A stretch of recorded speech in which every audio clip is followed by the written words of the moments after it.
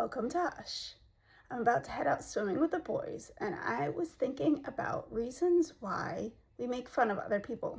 And one of the reasons why this topic comes up so often is because of social media and comments on influencers, they don't have to be a big name. It can just be somebody with 2 comments and somebody could say something nasty, right?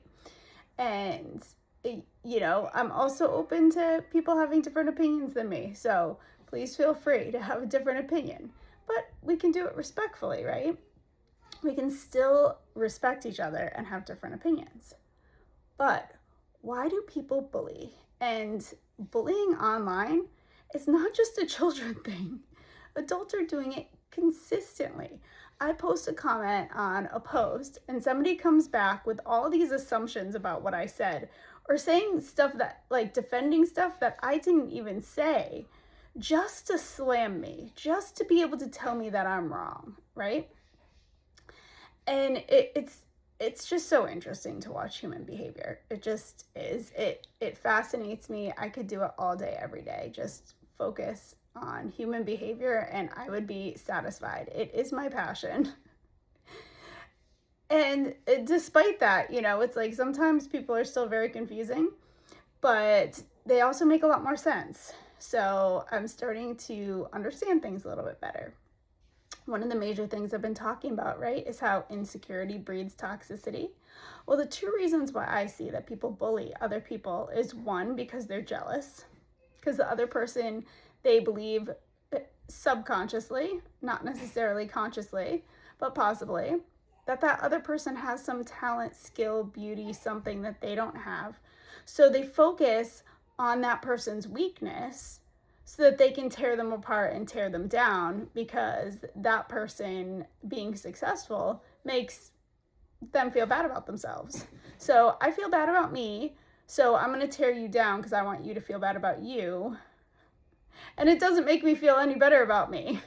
Just makes me feel better that you're not as on top and feeling as great as you were before I tore you down, right? Instead of lifting each other up because I'm secure with myself and I want others to feel good and to succeed and do well, because we all have different passions and desires and skills, right? So we're not all fighting for the same thing.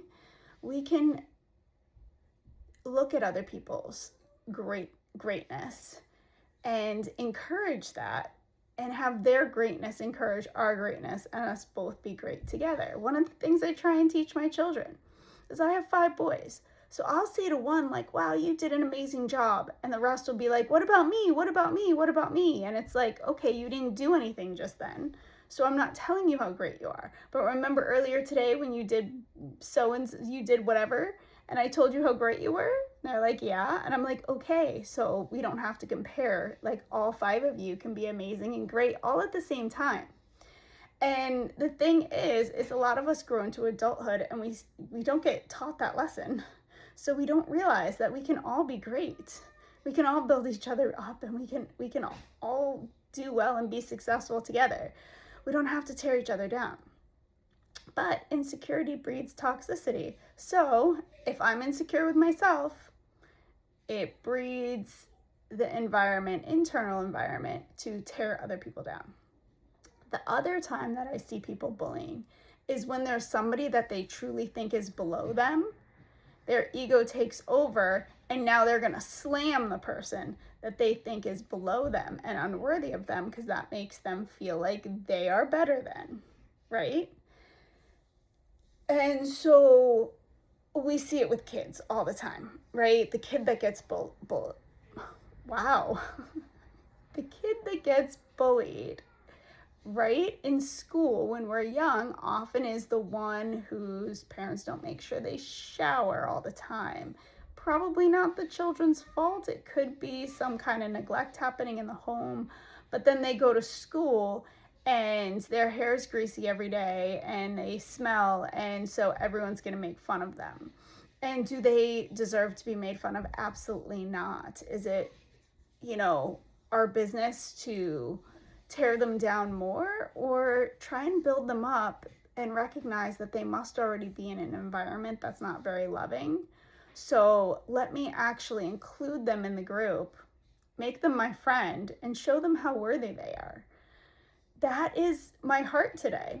And I haven't always had that heart, but that's where I'm coming to, where, you know, we take the person that has something different about them and already feels like an outcast and clearly has social anxiety and is sitting all alone, and say, hey, you're a part of us. You're a part of the group. Come on, come join us. Let's build you up and build each other up alongside you, so you can be in an environment where you can start to thrive and grow and overcome all that, right? So both stem from insecurity. One, it's because you see somebody as better than you, so you want to tear them down. And one, because you see yourself as better than somebody else, so you want to tear them down. But it's all coming from that same place. Like, if you're bullying, you're insecure. It just is. Like, I mean, of course, disagree with me if you don't agree, but that's how I see it. And the more that I'm seeing that, the more I see how insecure our world is, and how we tear each other apart. So we get into a relationship with somebody, or we're dating.